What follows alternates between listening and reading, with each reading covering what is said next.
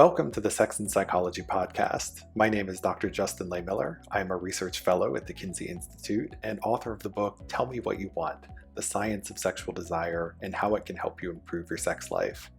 In today's episode, we're going to be talking all about the science of sexual fantasies. I'm talking about this because my book, Tell Me What You Want, is being released in paperback edition this month, and I thought it would be fun to tell you a bit about the story behind that book and some of the key things I learned in studying the sexual fantasies of more than 4,000 Americans from across the country. I'm also going to tell you a bit about how writing this book completely changed the course of my career. I have a lot of fascinating information to share with you, and I think you're really going to enjoy this discussion, so let's get to it. The origins of Tell Me What You Want trace back many years, and in fact, I had never planned on writing this book, let alone any books. It's something that just kind of happened. And so it all started when I was attending the Society for the Scientific Study of Sexuality conference in 2013 or 2014. That was one of the first times that I had attended this conference. And one of the things that they do every year is they have a networking luncheon. And I didn't know that many people at the conference at that time, but I went and I sat down next to one of my friends, and there was an open seat next to me. Somebody else came by and sat there, and we got to talking, and it turned out that he was an editor at Playboy magazine. So I started telling him a bit about this blog that I had been running for a while called Sex and Psychology, and how the goal was really to take scientific research and to translate it in a way that is educational and entertaining for a general audience. And he said, "Hey, maybe you should come write for me sometime." So after the conference, I followed up with him and I pitched him an article about cuckolding fantasies. These are fantasies where people are imagining their partner having sex with someone else. And this was something that I didn't know that much about, but I thought could make for a really interesting piece for an outlet like Playboy, and my editor agreed. So I got to work on writing all about the psychology of cuckolding, and one of the things that I had to do for that article was to actually go and watch a lot of cuckolding porn because, like I said, I didn't know a lot about this particular sexual interest. And so, yes, sometimes I actually get paid to watch porn for a living. But anyway, I wrote this article about cuckolding and sort of how popular this fantasy is and how Google searches for it have been increasing, and just sort of looking at why so many people seem to be drawn to it and why it is such a popular term on porn sites, right? It's actually one of the most frequently searched out terms on Pornhub and a lot of these other big tube sites. So I wrote this article that was published in Playboy, and it ended up being enormously popular. And it resulted in a couple of literary agents contacting me saying, "Hey, you should write a whole book." So I said, "Why not?" Now, I couldn't write a whole book on cuckolding specifically because it turned out that had already been done. In fact, a colleague of mine, Dr. David Lay, wrote this really amazing book a few years back called Women Who Stray and the Men Who Love Them. And David is a clinical psychologist who ended up interviewing dozens of couples around the United States who were living a cuckolding lifestyle. And his book is well worth checking out if you kind of want to better understand why people are into cuckolding in the first place and sort of how those scenarios play out and how it affects people's relationships. But I started to think about, well, what can I do if I'm going to write a book on my own? And one of the things I thought about was, well, maybe I'll write a whole book on sexual fantasies, because as a sex researcher, this is a topic that had interested me for a really long time, and I had a lot of unanswered questions about it. So, for example, in teaching my human sexuality courses, students would often ask me questions about sexual fantasies that I couldn't answer because there just wasn't research on it. So, for example, how many people have ever shared their fantasies with a partner? How many have acted on them? And what are their experiences like? I also got a lot of questions about, what do our fantasies mean? Do they actually say anything about us? And so I got the idea to conduct this large-scale study on sexual fantasies, and I thought I would try and answer a lot of these questions that had never been answered before, and to try and do it in the context of a survey where I'm looking at a broad cross-section of the population as opposed to just looking at college students, because most of the published research on sexual fantasies is based on college students. And college students might not be the most representative group to look at if we want to better understand not just what people are fantasizing about, but also what our fantasies mean and how likely people are to engage and interact with them. So I laid the groundwork to conduct this really large study, and it ended up taking me 2 years to collect all of the data. And here's the thing, it took a long time to collect this data because there's really almost no funding for sex research in the United States unless you're studying things like STDs or things that have major public health implications. If you want to study things like sexual fantasies or the positive side of sex, we just don't have grant funding available for it unless you're going to some private organizations. So I had to collect all of the data on my own without any funding. And I wanted to get this very large, very diverse sample. And so that's why it really took a long time to gather all this information. But in the end, I surveyed 4,175 Americans. They completed this massive questionnaire where I asked them 369 different questions, many of them about their favorite sexual fantasy of all time, but also about hundreds of people, places, and things they might have ever fantasized about. I also gave them extensive batteries of questionnaires about their personalities, their sexual histories, and their demographic backgrounds so that I could better understand who was completing the survey and also look at how our fantasies are related to different aspects of the self. So once I collected all of that data, I wrote up a book proposal that my agent went and shopped around, and we got a deal with a publishing house. And I worked on putting the book together for about a year and then ended up losing that book contract because the publisher fell into some financial trouble. And so that was a very demoralizing experience because I had already invested a couple of years at that point into collecting the data and writing up the book. So we were kind of back at square one at that point. So my amazing agent went and resold the book to a new publisher, and I'm really thrilled with how it ended up turning out, but that still took another year from the time we made the new deal till the book was actually published. So all in all, this was about a 4-year process, but I'm thankful with the end result. Now, there's a lot that I learned in the process of writing this book on sexual fantasies. So here are some of the key things that came out of that survey.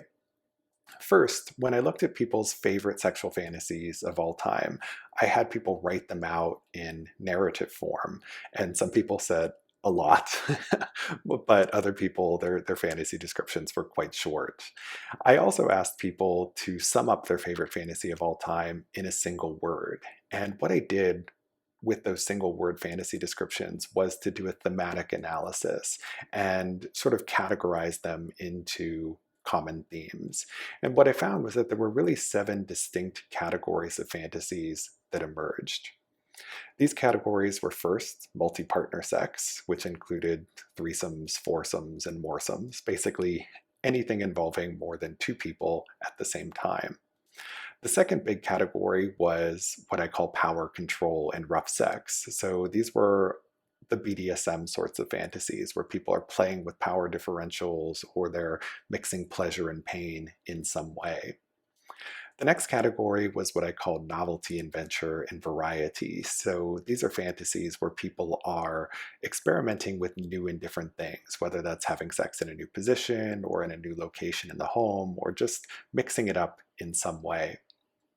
The fourth category were the taboo fantasies. So these are the fantasies where people are thinking about doing something that is socially or culturally forbidden. This is where a lot of the sexual interests that are often categorized as paraphilias come into play. So these are things that we tend to think of as being somewhat unusual or rare.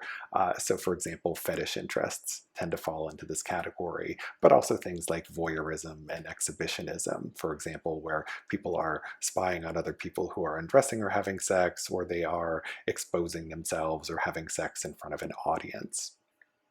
The fifth category is what I call passion, intimacy, and romance. So these are really fantasies about meeting deeper emotional needs.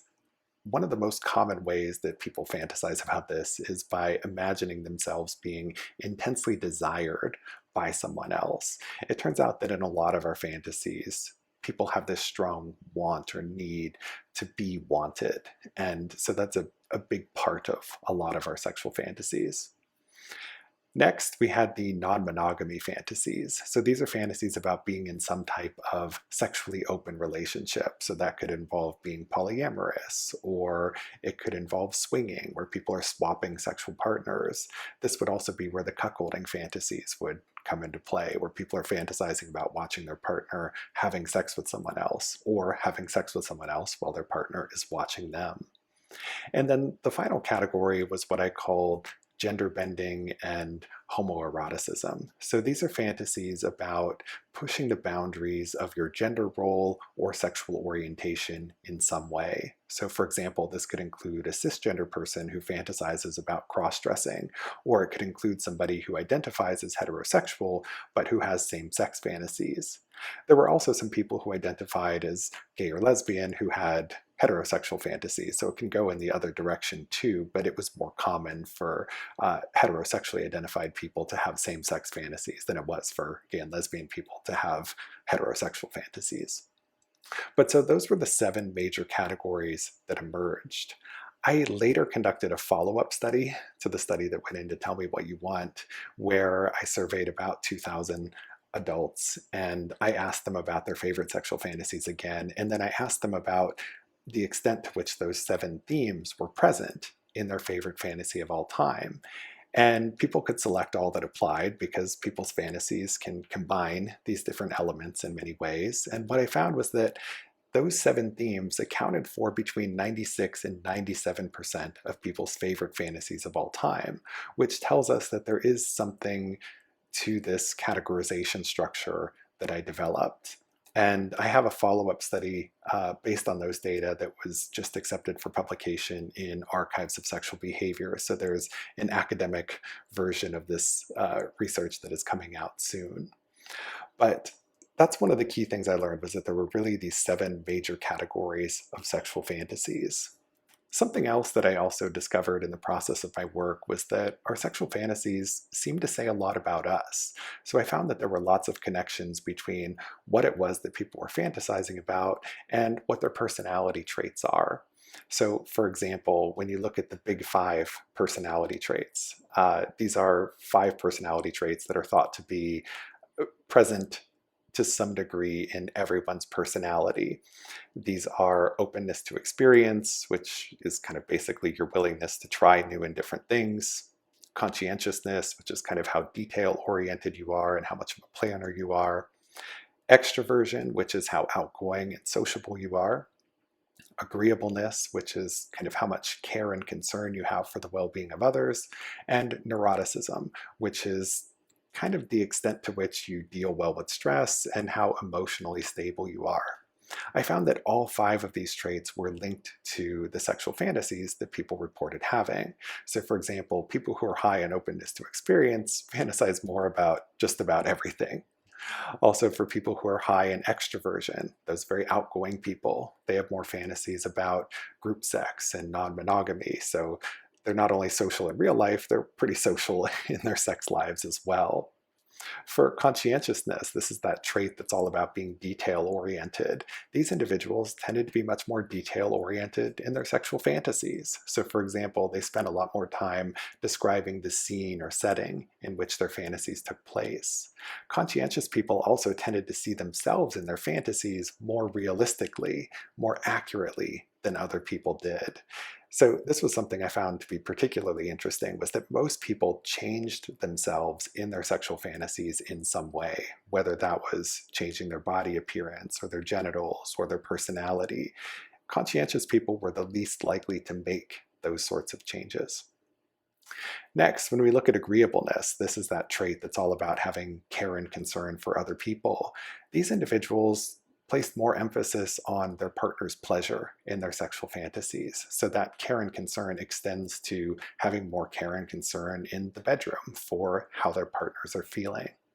And then lastly, neuroticism. This is that trait where it speaks to how well you deal with stress and how emotionally stable you are. I found that for people who are high in neuroticism, that is, these are people who don't deal well with stress, they tended to be among the least likely to fantasize about trying new and different things. So they seem to play it really safe in their sexual fantasies because trying new things is something that can be stressful. So these individuals seem to be making an effort to not push themselves out of their comfort zone too much. So those were some of the things I found when I looked at personality. I also found that people's attachment styles were very much related to their sexual fantasies as well. And your attachment style is sort of the general way that you approach sexual and romantic relationships. And people can have what we call a secure attachment style, where they tend to be pretty confident and secure in themselves, but people can also have what we call anxious attachment styles, where they're much more insecure and they tend to have a lot of fear that their partner is going to abandon them or leave them. Perhaps not surprisingly, people who were very anxiously attached were kind of like the people who were neurotic in that they tended to play it pretty safe in their sexual fantasies. And they also tended to have more fantasies about reassurance and validation.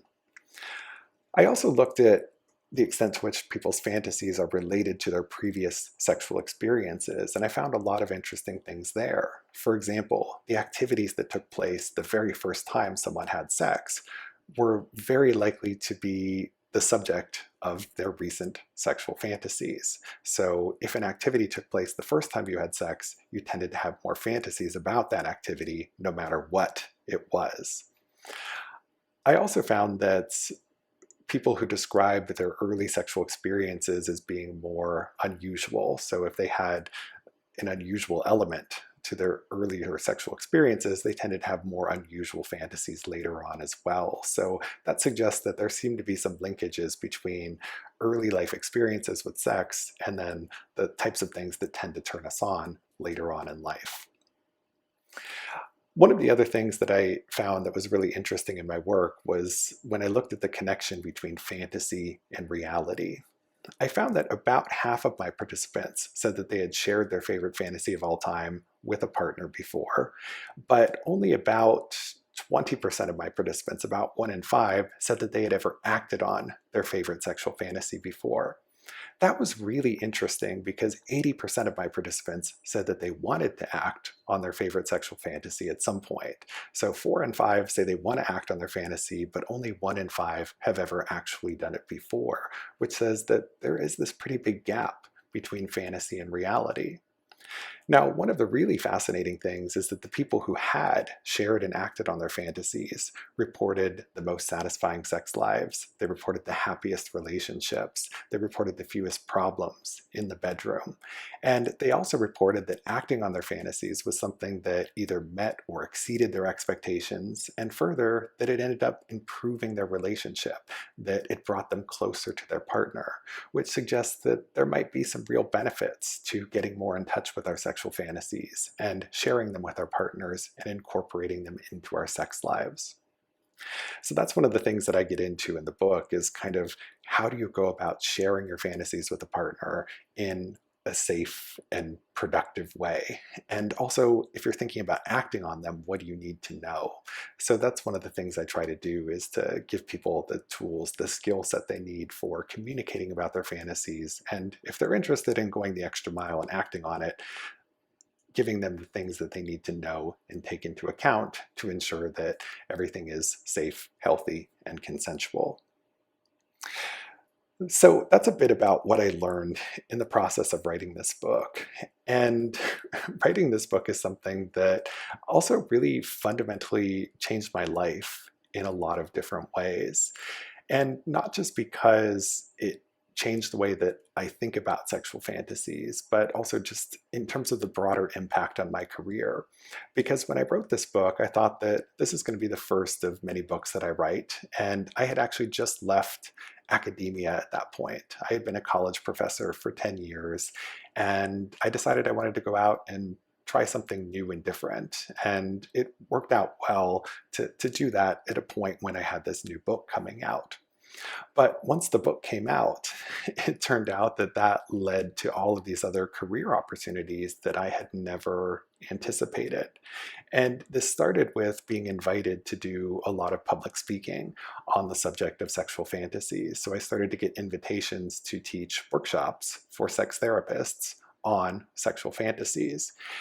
And it turns out that therapists often have clients who come in who have concerns about their fantasies. And like I said, there's not really a lot of research out there on sexual fantasies beyond college students. So there was this really big market for sex education about fantasies specifically. So that's something that I found was a really useful direction where I could take this work that I had done and apply it in this practical, useful way where therapists could go and use it in their clinical practice. But I also started to get invitations to do other types of public speaking where I could talk about this work to a general audience. So I've been putting on these workshops and lectures all across the country, all on the science of fantasies. This book also led to a lot of consulting opportunities with sexual health and wellness companies because our fantasies and having extensive knowledge of them can help, for example, in terms of developing new sex toys that can help people to live out their fantasies. So that's something else that also emerged from this as well. So that's something that I would encourage anyone who is thinking about being an author to keep in mind is that when you're writing a book, think about what you can do to sort of build a whole brand around it. And this is useful for a couple of reasons. One is that the more offshoots you have from the book, the more you can come back and support the book. And increasingly, authors are expected to do more and more of the marketing work on their own these days because publishers are just expecting authors to carry more of the weight. So the more that you can take and expand and build upon this book, the better it will be for your career as an author in terms of getting future book deals and so forth. For me, I had absolutely no vision for what I was going to do beyond just writing a book. So that's something that I will definitely keep in mind with future books that come out is what are the other potential applications of this work that I'm doing. Something else that happened in the course of writing this book that really changed my life was that I ended up recording an audiobook version of Tell Me What You Want. And funny story there, I actually had to audition to record my own audiobook. You might think that as an author of a book that you'd automatically be able to do the audiobook, but it turns out that publishers are very cognizant of whether somebody can tell an engaging story with their voice and whether they can really perform with their voice. And so I had to audition for it, and fortunately I got the job, but it was one of the most grueling and physically and emotionally demanding experiences of my life. Because I ended up having to sit in a studio for 17 hours, split over the course of 3 days, recording this book. And every time that you stumble over a word, you have to go back. Every time your stomach grumbles or your voice starts to get raspy, again, you have to stop and go back. And so even though the final product is somewhere between 7 and 8 hours, it was really a 17-hour process to get that final edited version. So this was something that was very emotionally and physically demanding because it's taxing to sit there in a studio and just talk for hours and hours on end and to try and be engaging with your voice. But that actually taught me a lot about myself and what I'm capable of. And it also ended up making me much more comfortable and confident in my own voice. I'm somebody who spent a lot of my life being pretty quiet because I wasn't comfortable with my voice and I always hated the way that it sounded. But that really helped me to learn to love my voice and learn what I'm capable of doing with it. So it was really this important and powerful growth experience that I ended up getting out of that. Something else that I also learned about myself was I started teaching these workshops, as I mentioned a little bit earlier. And some of these workshops that I taught were 8-hour workshops for 2 days. So it was a 16-hour workshop of me standing in front of a group of people trying to inform them about the science and research in this area and trying to keep their attention. And I have to say that was also one of the most emotionally and physically exhausting experiences of my life. But again, it taught me what I'm capable of. So that's one of the things that I'm really thankful for in the process of writing this book, is that I had all of these opportunities that challenged me and led to growth. And now it's given me just a lot more confidence in myself and has given me more ideas for things that I can do in my future career. One other thing that has happened as a result of writing this book is that it's led to an insane number of media interviews and opportunities where I've gone on television shows and radio programs and podcasts talking about my work. And this has now spanned 2 years since the book initially came out, and I continue to be amazed that sexual fantasies are just have this constant, steady stream of interest in them. But I think that really speaks to the importance of this topic, because almost everyone has sexual fantasies and has them often.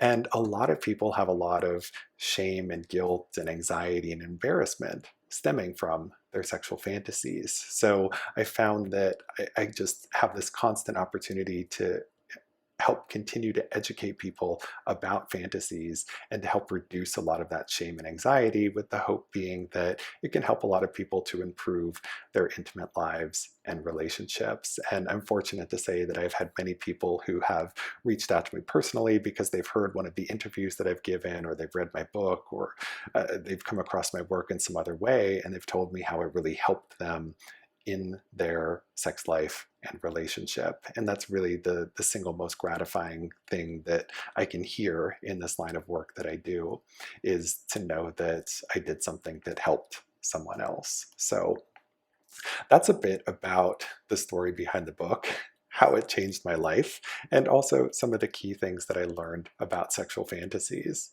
If you want to learn even more, I highly encourage you to check out the paperback edition of Tell Me What You Want, which launches this month, but it's also available in other formats for your reading and listening pleasure if you're interested in the ebook or audiobook. If you want to learn more about my work and stay up to date with it, please be sure to follow my blog, Sex and Psychology, at sexandpsychology.com. I blog about the latest sex research several times per week, and you can also follow me on social media where I'm sharing things every day. I think that sex is one of those areas where almost all of us want to know more about it, but there are lots of sources out there that provide less than reliable information. So what I try to do in my work is to always provide scientifically based information about sex, because I think that's the best way to learn about what's going on, because it helps us to understand more of the diversity in human sexual expression, right? Because a lot of people who are out there providing sex advice are speaking based on only their personal experiences. And while there is value to that, we know that different things work for different people. Different people want different things. And so that's where the science is helpful, because we can look at the responses of a broader group of people and help to understand that there's diversity in differences and different things work for different people. So thank you for listening. And again, be sure to follow the blog, sexandpsychology.com, to stay up to date on the latest podcasts and my latest posts. And be sure to check out Tell Me What You Want, now available in paperback. Thanks for listening.